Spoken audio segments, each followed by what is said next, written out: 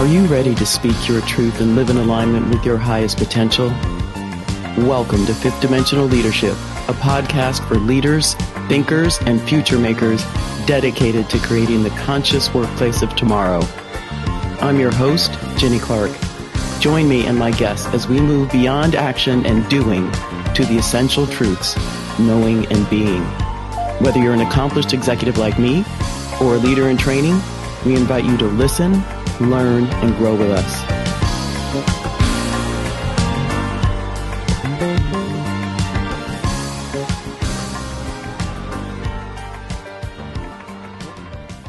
Happy New Year, leaders.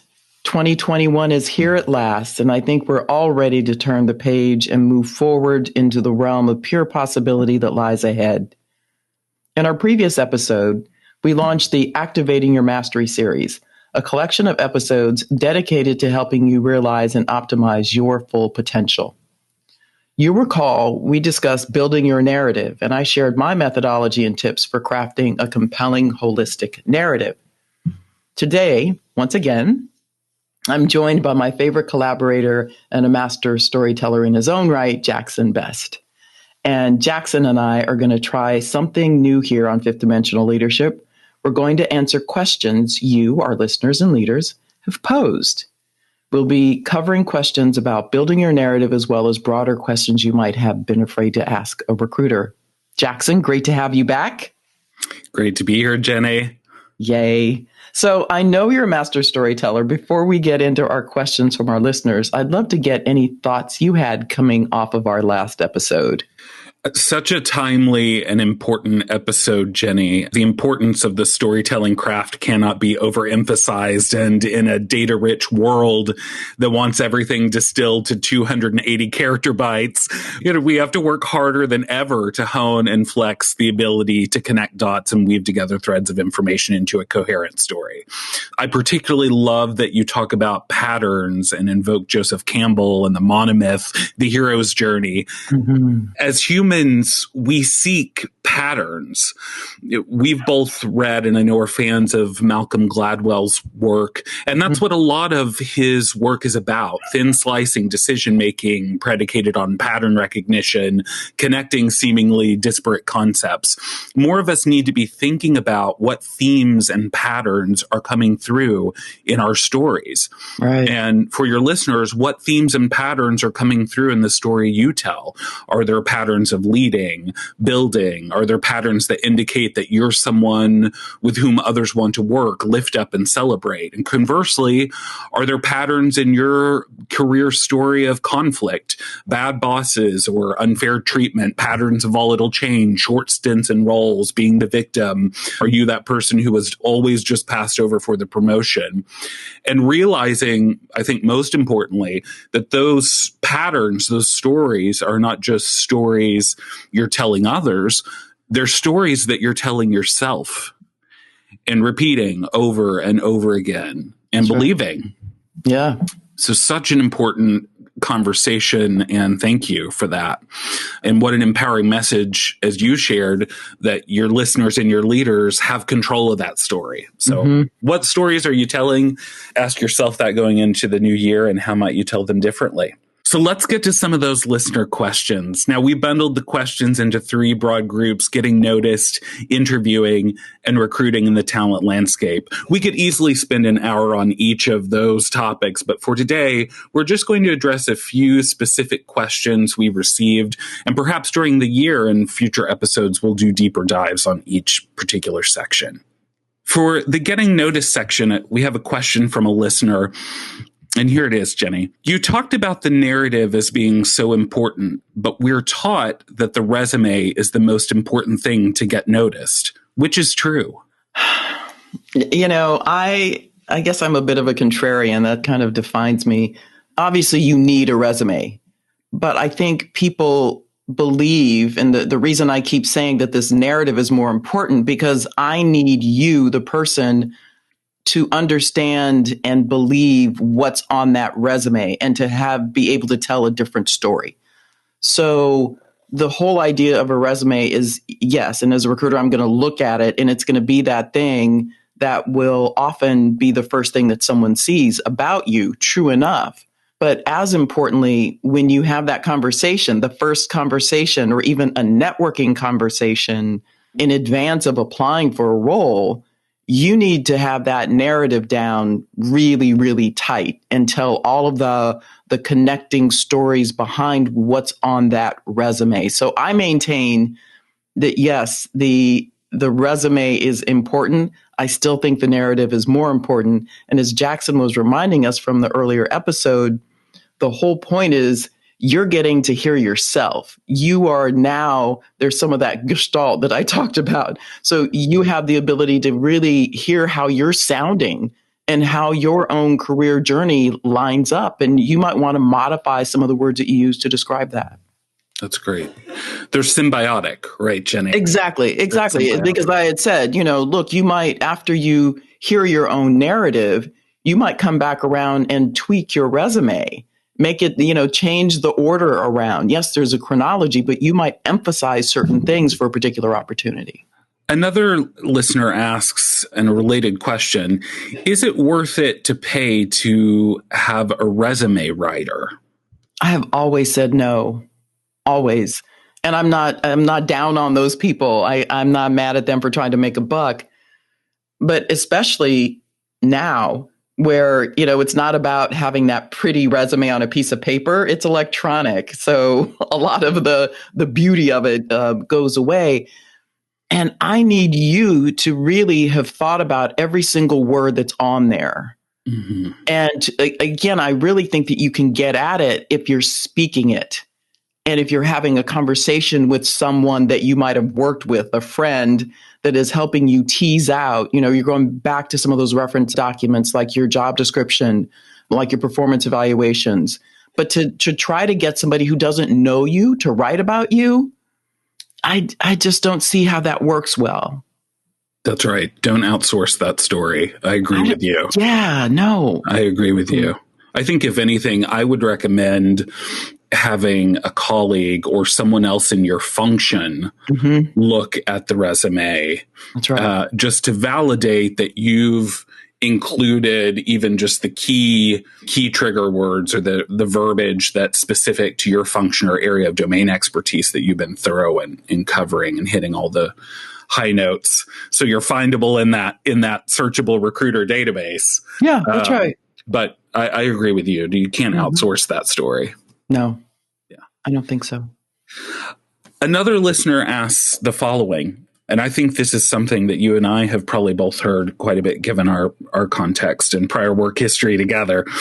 I have an engineering degree and have been working in technical roles for the last 8 years, but I'm interested in moving into a non-technical role. How can I position myself to be considered for those types of roles? Yeah, I think there's a few things that people can do. And obviously the whole point is about, it's not technical versus non-technical necessarily, but it's about pivoting and changing functions. And my advice is, for one thing, write a different kind of resume.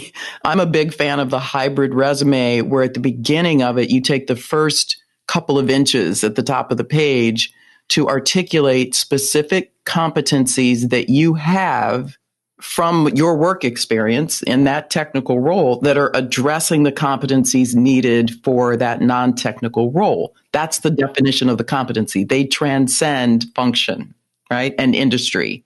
They're the deconstructed elements.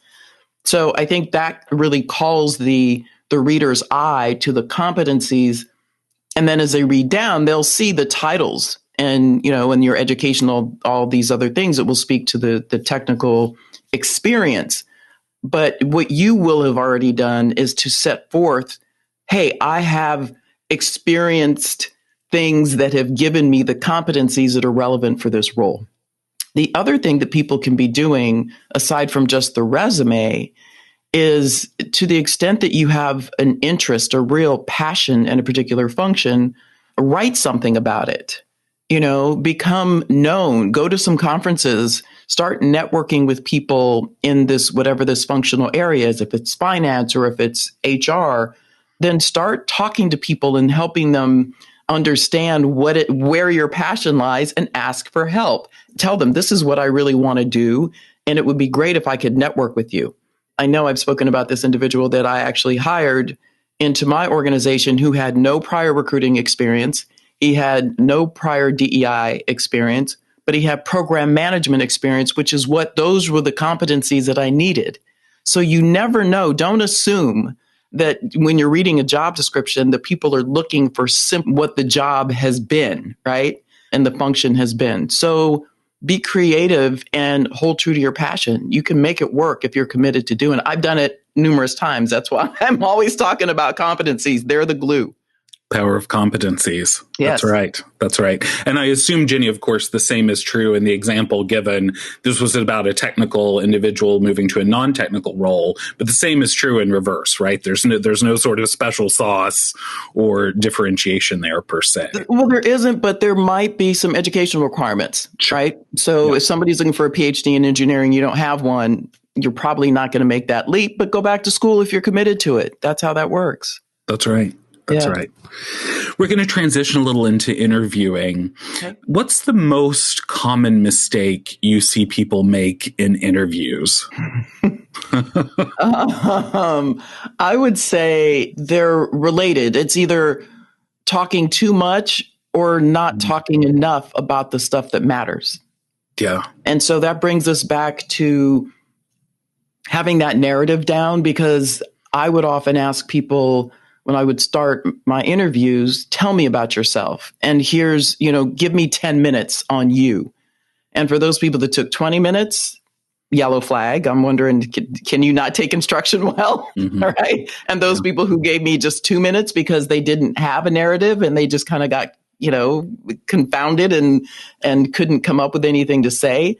That's concerning too, because now they're not demonstrating some flexibility and agility when dealing with something that they hadn't necessarily thought about. You can't come in with a pat set of answers to questions you're expecting to be asked. You need to know your story well enough to be able to pivot and move with the flow of the conversation and really kind of own it. The other thing is people will talk too long. And in my book, in Career Mapping, I talk about the 3-minute rule. And by that, I mean, you should get an egg timer. Egg timers are 6 minutes maybe, but on your clock, set the timer for 3 minutes and begin to understand what that feels like.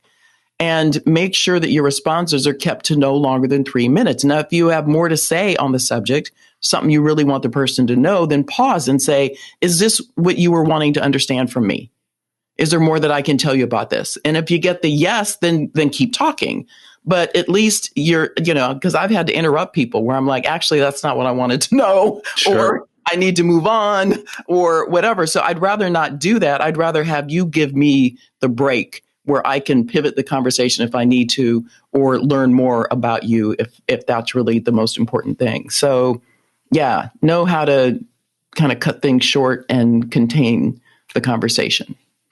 It's great guidance. And I have to say, as a fellow recruiter, I really value and love when somebody takes a pause and asks that question, mm-hmm.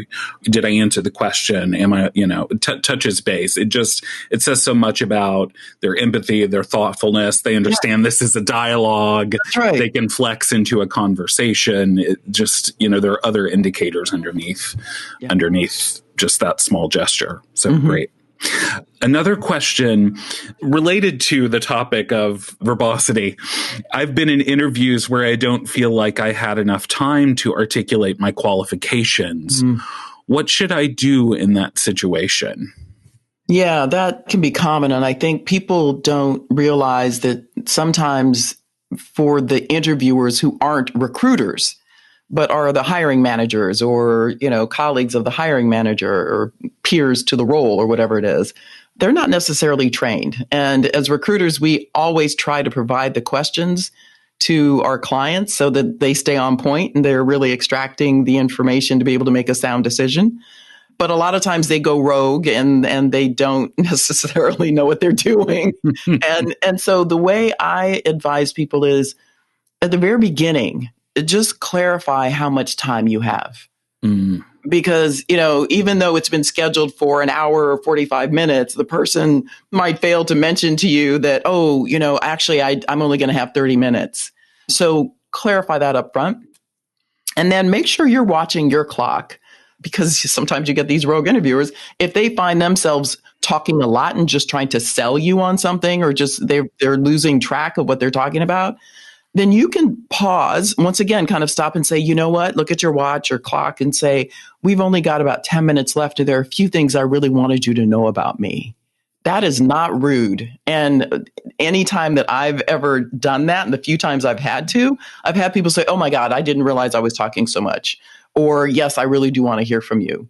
And you need to have your 2 or 3 points that you know that not just this interviewer, but every interviewer needed to hear, either in your opening statement that was part of your narrative or in response to specific questions. So you've got to own this whole process of interviewing, and you need to have your own questions for the interviewers and for the organization, because this should be cutting both ways. You should be discerning. This isn't just please hire me. This is, do I want to work there?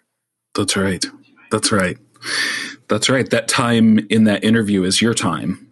It is your time. Yeah, it's your time to shine and learn what you need to learn about the organization. So own it. Don't just sit there and feel like a victim being interrogated. That's great. And great advice to anchor your listeners on the fact that very few of the individuals that they'll encounter through the interview process, with the exception of the recruiter, are professional interviewers, right? It's a small but important portion of their role. And hey, you know what? You know what else we've experienced is that everybody thinks they're a recruiter. Everybody thinks they can do this, right? It's like, oh, I've interviewed dozens of people. Well, that's right. Poorly, yeah. That's right. It's an art form. Amen. Amen. Okay, some quick rapid fires, yay or nay on the following. Okay. And I think these are things that we have both, questions we get frequently asked. Summary statements on resumes.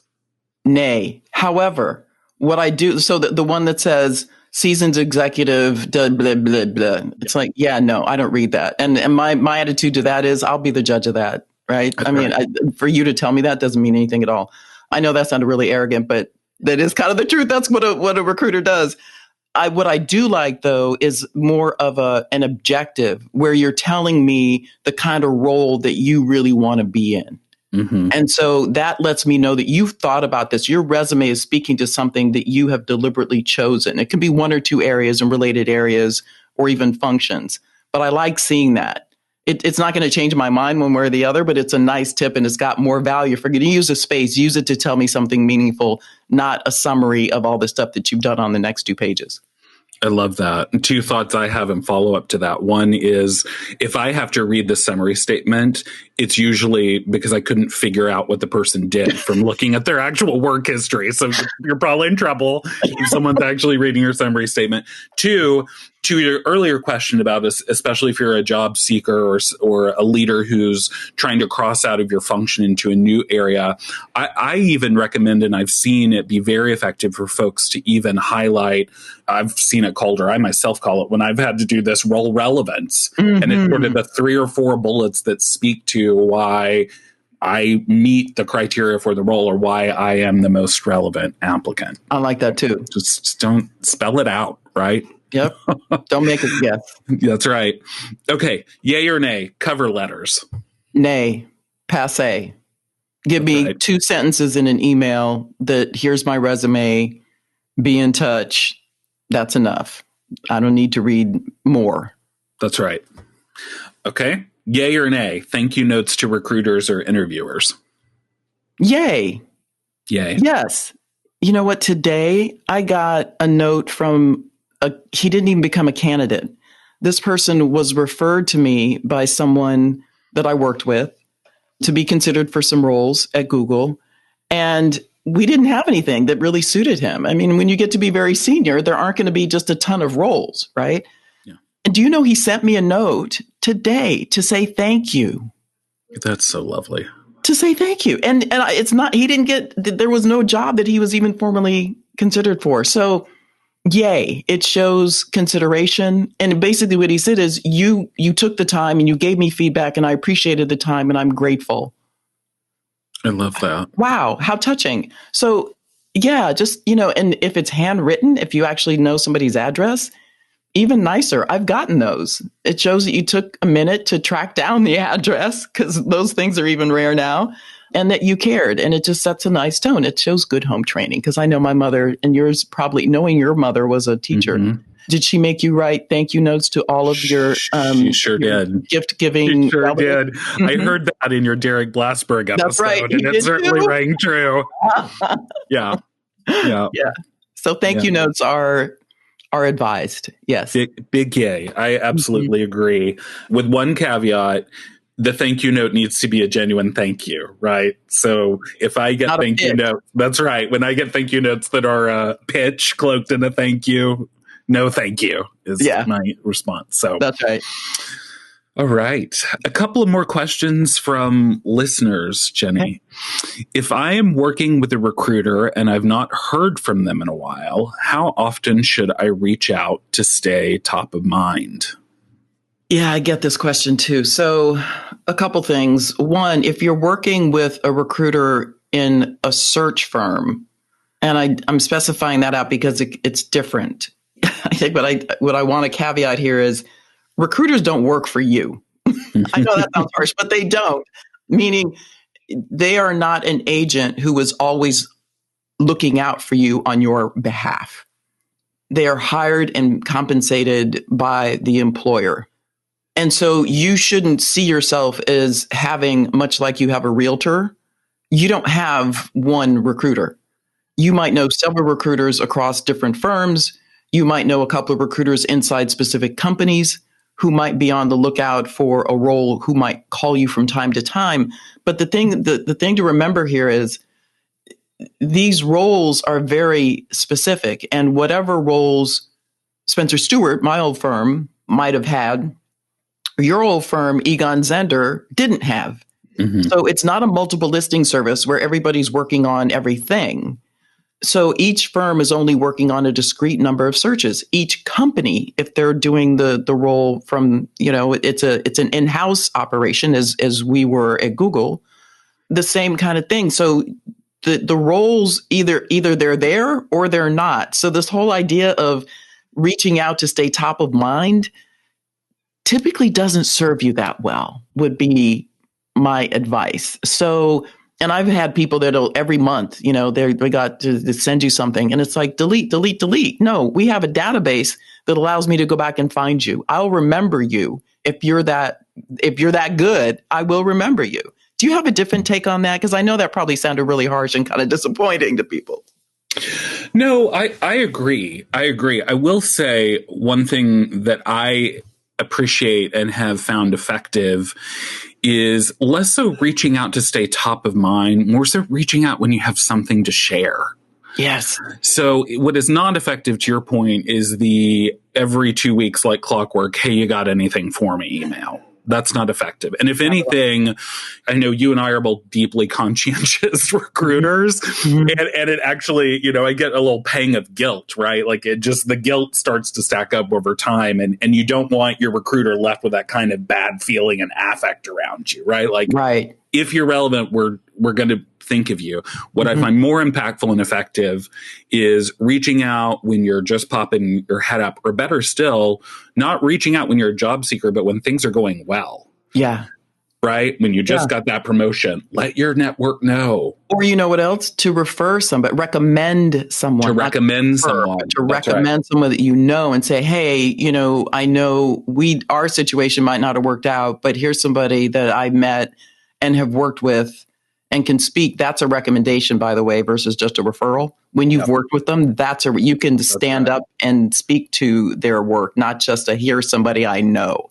So let me add something else here, because in the way the question was worded, if I'm working with a recruiter, if you're an active candidate, right, where you and the recruiter or the researcher have spoken, have set up time to have a conversation, you've had maybe a preliminary screen for an interview, and you haven't heard from them, then that's okay, because they should be able to, they should close you out. That's our parlance for turn you off or move you forward. One way or the other, you should know if you're going to move forward. So if you haven't heard, you had a conversation with a recruiter and then they went dark on you, they went silent, then do reach back out and kind of ask for some closure. That's totally appropriate. But don't just keep, these, because these processes, the executive search processes take 3 to 6 months. That's just how it works, given the candidate's availability, the hiring manager, and all the interviewers' availability. It's a long process. That's right. Great. One last question, Jenny, from our listeners. This is a really timely and important one. What do you think companies will be looking for in talent and leadership coming out of COVID? Yeah, man. I think companies should this is what I think they should be looking for. They should be looking for true leadership capability. I think this has been a defining moment for a lot of organizations. And I think the characteristics of true leadership, you're hearing empathetic leadership, authentic leadership. And that's because we need these characteristics during troubling times, during times of crisis. We need people that are allowing themselves to be vulnerable. And it also would suggest that there are some of those competencies that we look for that these individuals are exhibiting around thriving in ambiguity and building inclusive workforces. People need to be able to give examples of these behaviors, not just a platitude. And so I think that is the beginning, if you will, of what we're looking for in leaders. And, I'll go back to what Bill Osborne said in one of our first season episodes.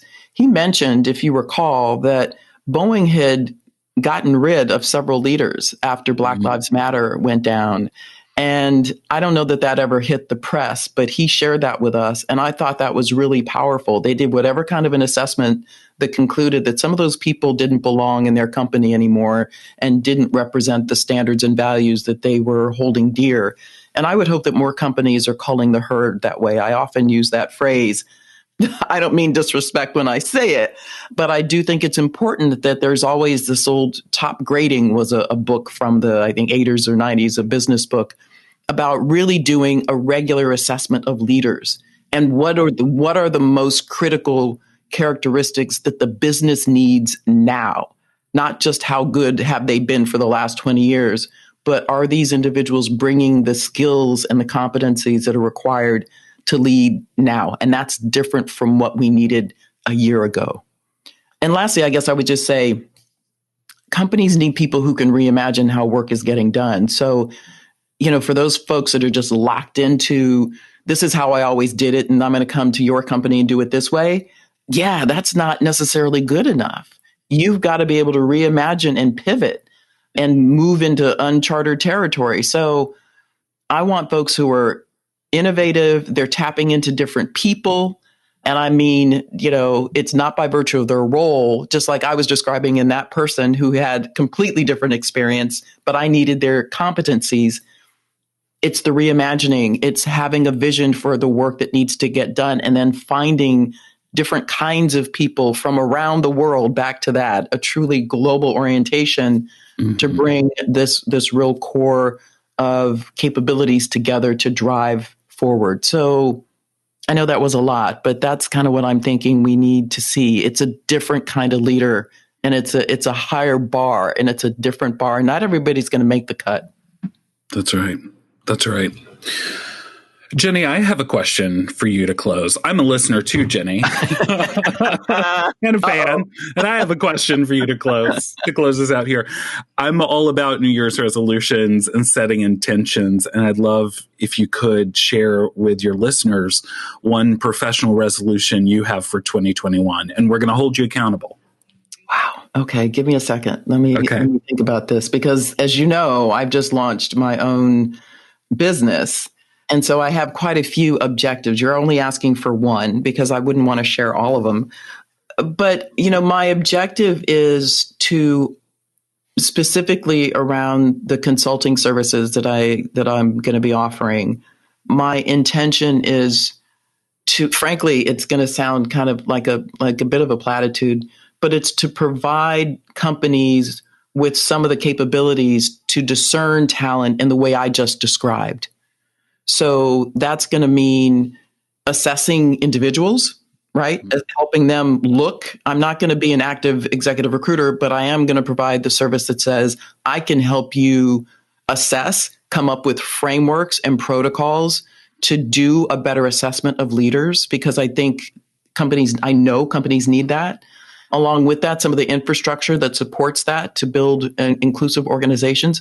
So that's my intention, because this is the stuff that I love. This work is my passion. Mm-hmm. And I think companies are flailing in some regards now. And so I want to be one of, I'm sure there are a lot of other people who have some of the capabilities, but I think mine is a unique set.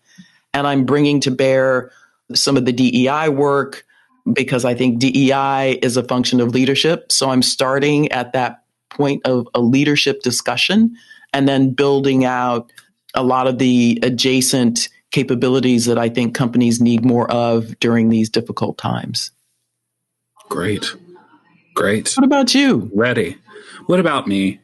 I set multiple goals, so I'm going to be challenged. I'm just going to give you two, though. One would be, you've inspired me through our partnership and through your mentorship and leadership, and I really want to build a better sort of professional presence in the next year. I just have never leaned in on LinkedIn or other fora, so that's one. So more to come from me. And two, I want to be a better partner to you in 2021. I just so believe in what you're doing here and your mission and vision, and looking forward to seeing what's to come of GinnyClarke.com and Fifth Dimensional Leadership. That is too kind. I couldn't ask for more from you as a friend and as a colleague in this effort. I'm really grateful, but I welcome whatever else you got, because I know you're a man who has range. Well, so grateful to you, and looking forward to what 2021 holds in store for all of us. It's going to be, we need to choose to make it better for ourselves, right? Because nothing magical is going to happen, right? When the clock strikes midnight on December 31st. So it's a reminder to all of us to choose to make it better. And COVID be damned. I mean, we just have to set that intention to be healthier, to be strong, to help others in need. Well, we're going to start telling a different story. I love that. What's your narrative, right? That's right. A different narrative. All right, Jackson, thank you so much. I always love having you. And thanks, leaders, for spending this remarkable year with us at Fifth Dimensional Leadership. We're looking forward to all that 2021 has in store for us, and we will see you next time.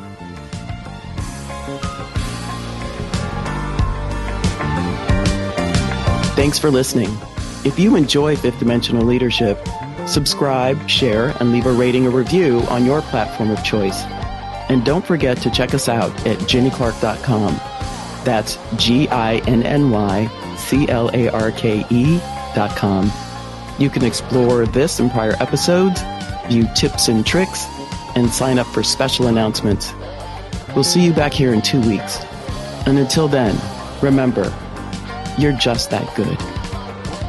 Special thanks to writer and collaborator Jackson Best, contributors Sadasia McCutcheon and Tianka Shepard, operations manager Kimberly Cupits, and production and editing Podfly Productions.